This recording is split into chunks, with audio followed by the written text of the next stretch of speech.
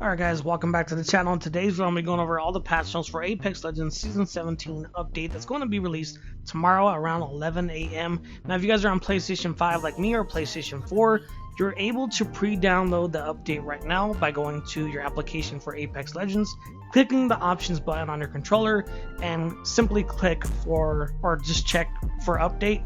And the update's going to be around 8 gigabytes for this update, so it's not going to be nothing huge.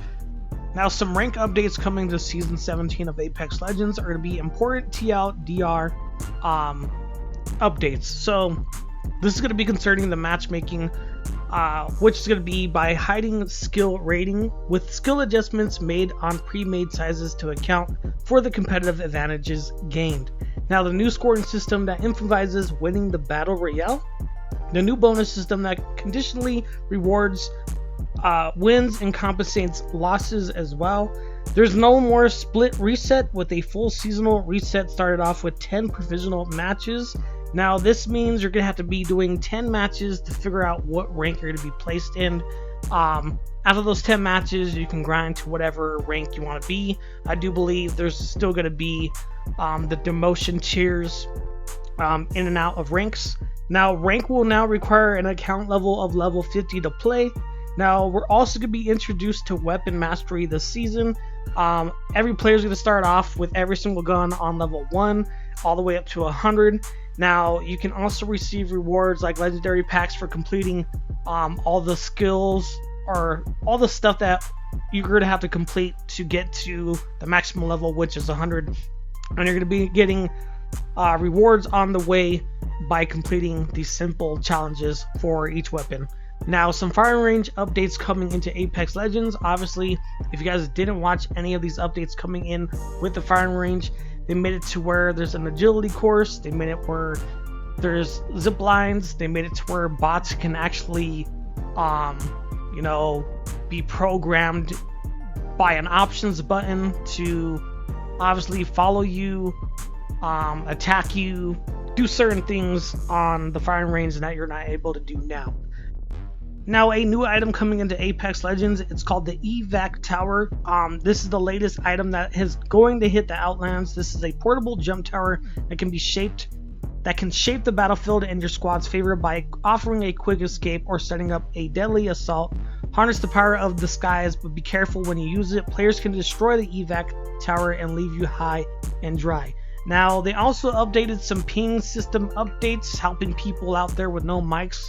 I understand people with no mics still need to learn how to play and ping, but according to what they just did, it's not really going to help the average player that still needs to get a mic. So I'm not going to go over that because pinging is still an issue to this day.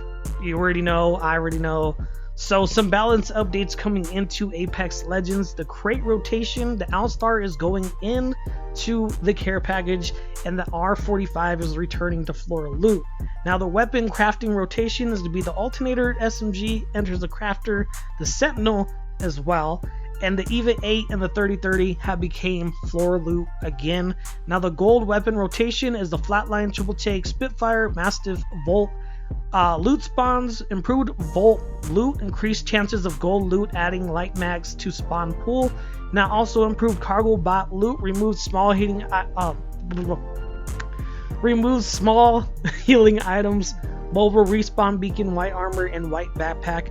Adjusted large healing and heat shields spawns to allow for more desirable loot spawns, and they also removed gold weapons from purple tier cargo bots, but increased spawn chance in gold tier. Now, some issues that we're probably going to have this season when the All-Star does go into the crate. This is going to be a crazy one, and you guys will be like, holy shit, the All-Star is probably going to be one of the most OP'est fucking guns to ever hit the care package. We were talking about adding disruptor rounds, 60% damage increased to shields, base damage reduced from 16, it was 17. Projectiles now have passed through 60%. Damage retained. Projectile growth increased. Improved recoil pattern. Removed the barrel stabilizer from the All-Star. Ammo stockpile is 324. Reduced effects brightness when hitting unarmed targets. Now the 30-30 repeater projectile size increased when fully charged. The triple take projectile size has also been increased. Improved hip fire speed. They also tightened the bullet pattern fully choked. Ammo per shot increased to 3. Magazine's size was adjusted to match new ammo cost. Purple mag increased to 10 shots. It was 9. Now the 9.9 is going to get a little nerf this season. Not a whole lot. But they removed 1 bullet from base and all magazines. So no magazine was reduced from 19 to 20 and further on. I'm not going to really explain what's going on. Now here's where it's going to get interesting in rank. And if you guys don't know what I'm talking about, snipers are a big thing if you go from plat, diamond, masters, and all the way to predator ranks, right? You see a lot more snipers than you would in other lobbies. Once you start gaining these ranks, you're probably going to understand what I'm about to say, because the charge rifle reduced shots per magazine was 3, or it was 4, now it's 3, but they also decreased the spawn rate of the charge rifle. Now this is going to take everybody for a loop because a lot of people do use the charge rifle in rank. Now another thing for legends, the Catalyst Dark Veil scan highlights and diamonds are no longer visible through the Dark Veil. Mirage has now been changed from a skirmisher to a support legend. Now if you guys don't know this about support legends coming into this update, you're now going to be able to craft any of your teammates' banners. Let's say your support legend dies. Loba, Gibby,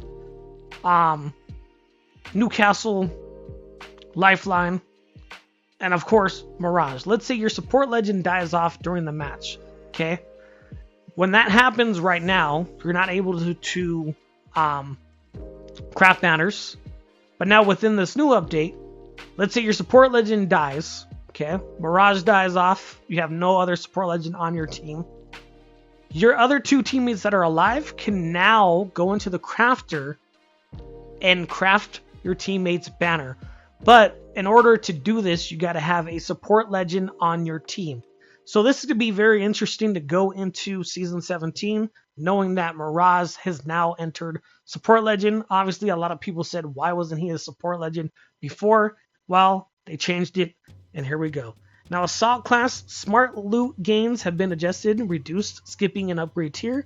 It will now be less likely to jump from white to purple or blue to gold. Optics are now given based on team rather than just an Assault legend who opens them, and also added a special drop rate for gold optics. Now, the Skirmisher class care packages are now automatically pinged for the team on reveal. This includes empty care packages that have already been looted by another team. Now support classes will now guarantee at least 1 battery in one of the secret compartment slots. Support bins will now award MRBs if your ally is dead, even if you don't even have their banner card. That's kind of what I explained before. Legend banners can now be crafted by any player who has a support class legend in their squad. They also did some changes to mixtape, control, gun run, all those good things. I'm not going to explain that because not too many people play mixtape. They just warm up a little bit. But anyways, let's get into Ash. Steps are no longer louder if heirloom is equipped. Fixed UI loop when crouched inspect is cancelled early. The ultimate will now persist for the entire duration if Ash dies while it is active and while players are still traveling through it. Bloodhounds, White Ravens, already flight can no longer be scanned for free tacticals and ult charge. They also fixed traps destroying when placed near closed doors that are then opened for caustic. Now crypto, drone can no longer be accessed after being knocked. Drone can no longer be occasionally teleport through or behind a wall after you throw it. The drone has also been fixed sometimes where spawning in the middle of the world when thrown into a wall. Now, fixed visibility issues with the black market for Lobo when Bangalore smoke is behind. The amount head peeks over cover while crouching adjusted to match other legends. Mad Maggie has been improved for reliability reliability. I don't know why I'm messing up that word. Reliability when hitting objects that the ball will damage or destroy. Now, Octane's removed the double jump hint from the launch pad in cases where you would incorrectly show as an option. Rampart moved Rampart multiple cover walls can no longer be placed in the same spot on a trident. Seer, the dummies in the firing range will now have the same footstep behavior as other players when moving inside of Seer's ultimate, instead of having like another AI, prowlers, or spiders. Now, Valkyrie's ultimate cooldown no longer set to 75% after being cancelled when death told on protection. Now, they also fixed an issue with Wraith, fixed an ultimate being used while ziplining, and the mythic finisher Whiplash no longer pushes players outside of the play area. Now, a couple of things you guys gotta understand that they're changing to where you spam and you try to finish players. I know a lot of people get sick and tired of getting finished, and there's always that one idiot that's just spamming constantly. They've removed auto taunt prompt on enemy killed, and also you can now ride ziplines. You can now ride ziplines while playing the banner pickup animation, and bullet impact effects on snow reduced. If you guys enjoyed this patch note video, make sure you guys give a like, subscribe, turn on notifications. I'll see you guys in the next video.